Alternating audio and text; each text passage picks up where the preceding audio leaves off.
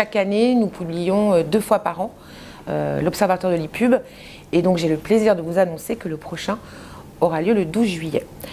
Et par rapport aux tendances qu'on va probablement annoncer le 12 juillet prochain, je pense qu'il y a encore une relative inertie néanmoins, avec 3 facteurs clés qu'on partage tous, qui est 1, le poids du search, 2, la croissance réelle et sérieuse du mobile et de la vidéo.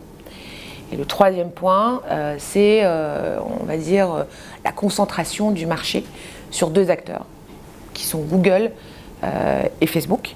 Ces 3 points, ce n'est pas uniquement sur le marché français, il n'y a pas une spécificité particulière du marché, c'est bien à un niveau européen ou à un niveau international. Néanmoins, ce qui est intéressant de voir, c'est que, et on va pouvoir le mesurer le 12 juillet prochain, c'est la contribution de nouveau positive à la croissance des acteurs hors search et hors social, puisque l'année dernière, la contribution était de nouveau positive à 8%.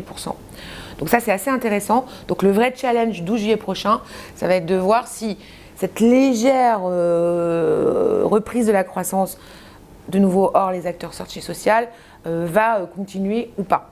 En tout cas, j'appelle de mes voeux, clairement, tu l'auras compris, le fait qu'on arrive à redynamiser le sujet.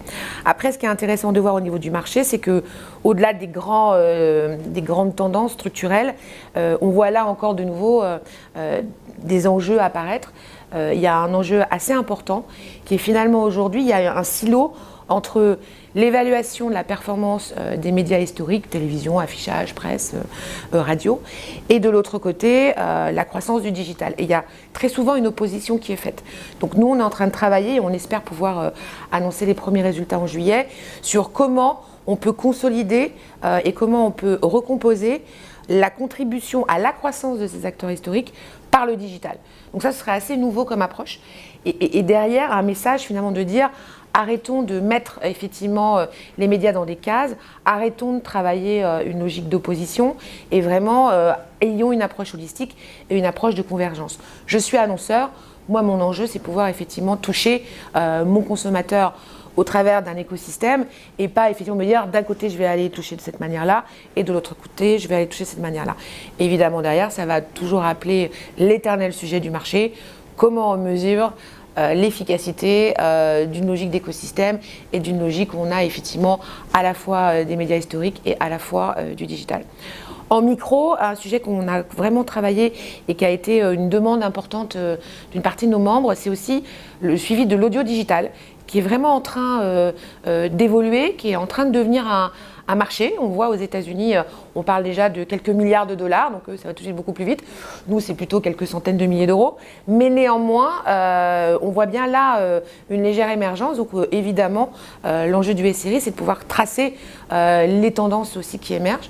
Et donc, on aura normalement la capacité de pouvoir annoncer des premiers résultats dans un mois. Il y a 2 choses. Il y a, premièrement, sur le fond, le RGPD est évidemment une démarche résolument nécessaire. Il était effectivement crucial que l'environnement digital, que ce soit pour son consommateur final ou que ce soit sur, entre guillemets, la chaîne de valeur publicitaire, puisse enfin être considéré comme un environnement transparent, et on va dire aussi capable de réassurer. Il y a vraiment un enjeu de réassurance très fort en ce qui concerne le digital, que ce soit en B2C ou en B2B.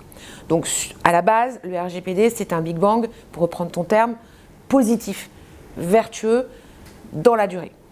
Ça, c'est la base. Ensuite, il est certain que le 25 mai dernier, il s'est passé quelque chose.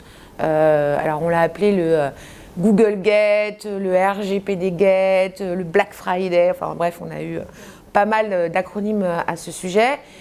Plus sérieusement, qu'est-ce qui s'est passé le 25 mai? Un acteur majeur, de nouveau, ce n'est pas une spécificité française, hein, c'est quelque chose qui s'est passé au niveau du marché européen.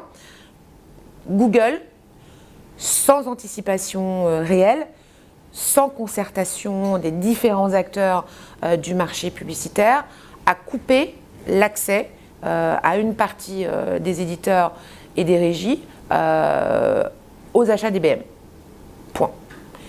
Donc, une fois qu'on s'est dit ça, il y a eu évidemment beaucoup d'impact. Et il ne faut pas uniquement les circonstancier aux éditeurs et aux régies. Ça a impacté les éditeurs, les régies, les agences, les annonceurs, les acteurs technologiques. Ça a impacté réellement toute la chaîne. C'est ça qui est important.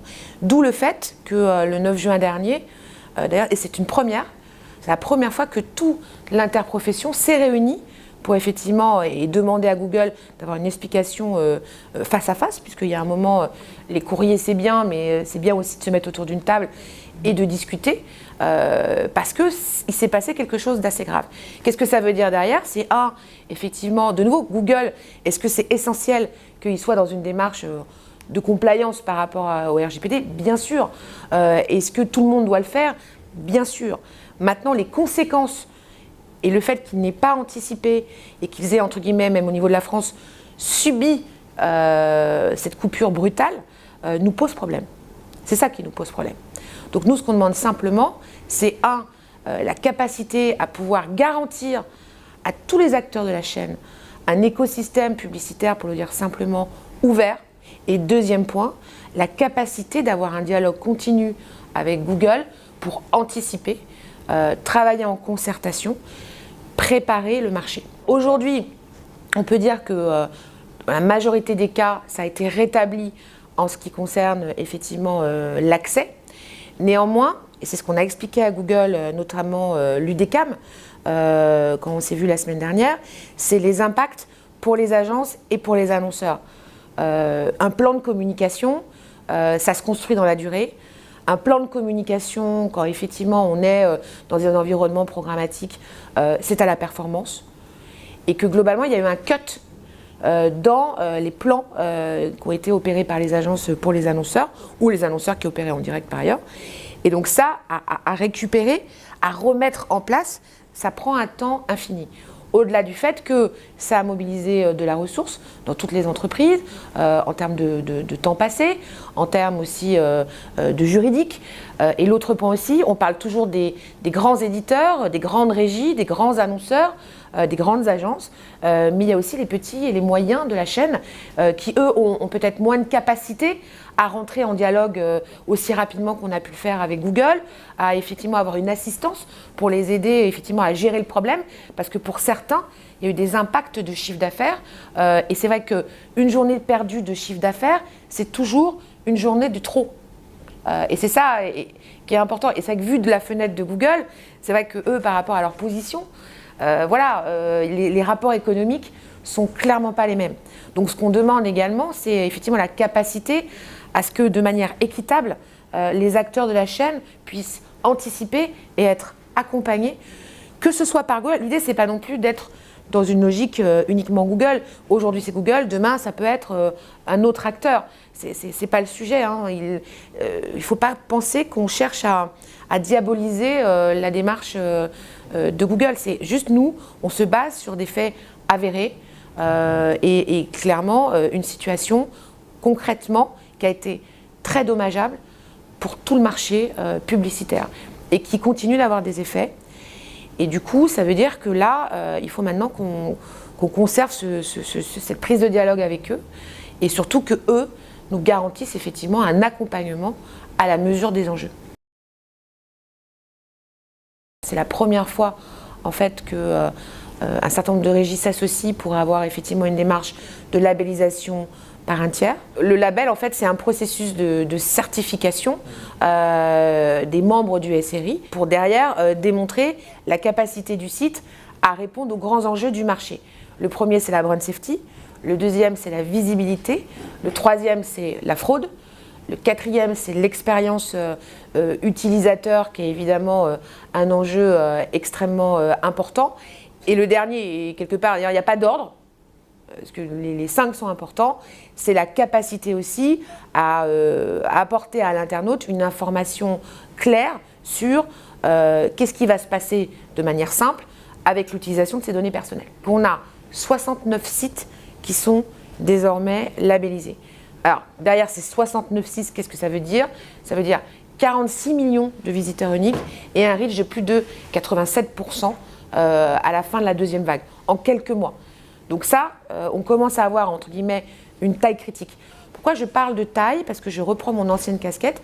Quand je suis en agence et que je suis acheteur, j'ai effectivement un enjeu à un moment de me dire, voilà, j'ai une telle proposition au niveau digital. Au-delà des grands acteurs, il y a quand même, pour monter un plan, un enjeu d'allier la puissance et l'affinité. Donc il y a un moment, et en même temps, moi, je comprends bien en tant qu'acheteur que mon client veut être réassuré. CF, nos points précédents sur les enjeux du marché du digital. Donc il y a un moment, notre rôle, c'est d'être plus facile d'accès, plus compréhensible et plus rassurant. On a un enjeu serviciel vis-à-vis de ceux et qui nous consomment et qui nous achètent. Et donc quelque part, c'est ça. C'est avoir la capacité d'être référencé pour des bonnes raisons et pour des raisons qui effectivement correspondent aux attentes face à nous. La reconquête et l'ouverture, si je dois effectivement le synthétiser. Et donc on a fait changer, lors de notre dernière assemblée générale, les statuts du SRI. Et on a créé un deuxième collège, qui sont un collège de membres partenaires. Ça veut dire quoi? Ces partenaires, ce sont en fait des acteurs qui sont, on va dire, représentatifs de tout ce qui est plateforme technologique et qui peuvent avoir une dimension internationale.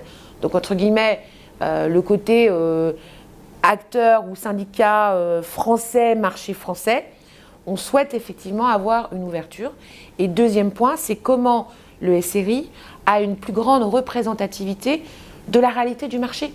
Ce marché digital, il est résolument dynamique. Et finalement, le côté de nouveaux silos, d'un côté, il y a les régies, de l'autre côté, il y a les acteurs de la tech, et il y a les pure players, etc., etc. Nous, on pense que maintenant, ça suffit et que le rôle du SRI, c'est vraiment d'avoir cette capacité à représenter la sell side au sens large.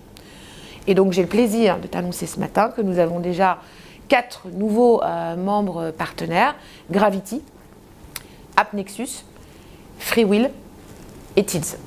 Et il y en aura d'autres dans les prochaines semaines. Donc voilà, donc ça c'est un point important. Et donc du coup, ce deuxième collège va travailler, va nous accompagner pour enrichir l'observatoire, pour faire effectivement des commissions sur des sujets spécifiques. Ils vont nous apporter leur expertise, ils vont nous apporter leur vision internationale pour être derrière encore plus force de proposition vis-à-vis des annonceurs et vis-à-vis des agences.